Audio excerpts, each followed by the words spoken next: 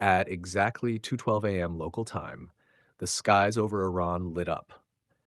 Within minutes, explosions ripped through the Iranian nuclear city of Natanz. It was a direct hit.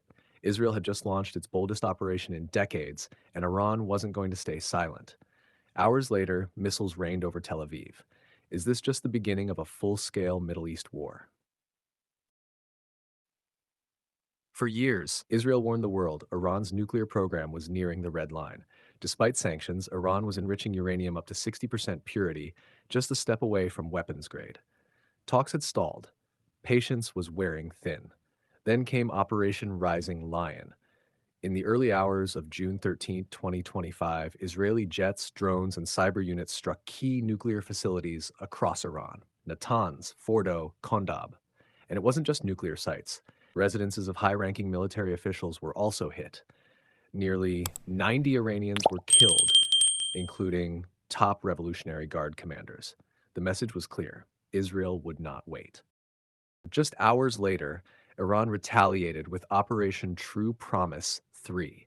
Over Sarsh 150 ballistic missiles and 100 drones were launched toward Israeli cities. Tel Aviv, Jerusalem, and southern air bases were all targeted. Israel's air defense systems, Iron Dome, David's Sling, and Arrow, kicked into high gear. Alongside U.S. forces in the region, they intercepted most of the incoming threats, but not all. At least 3 Israeli civilians died, and dozens more were injured. The world watched as both nations stood on the edge of all-out war.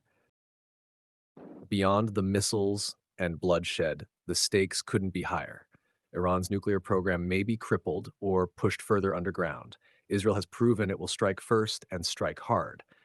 US and European powers are scrambling to prevent a regional meltdown.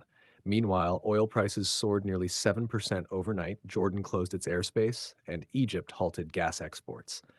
World leaders, including the UN Secretary General, have called for calm, but both sides are digging in. Iran's supreme leader warned, this is only the beginning. And Netanyahu, he says more is on the way. Right now, the world faces 4 possibilities. 1. A second wave of Israeli strikes targeting deeper Iranian assets. 2. Iran exits the Nuclear Non-Proliferation Treaty, accelerating weapon development. 3. Proxy escalation, attacks by Hezbollah or Houthis against Israeli or U.S. interests. 4. Or a fragile diplomatic breakthrough, possibly brokered by China or Russia. But the reality is, no one can predict what comes next. What's certain is this: the era of shadow warfare between Iran and Israel is over. This is open conflict, and it could reshape the Middle East forever. Missiles have flown, blood has been shed, and the world holds its breath.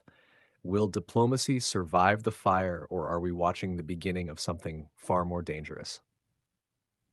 Subscribe for more real-time breakdowns on global events. If you found this video insightful, leave a comment below. Do you think this conflict will escalate into a full war? Don't forget to like, subscribe, and share.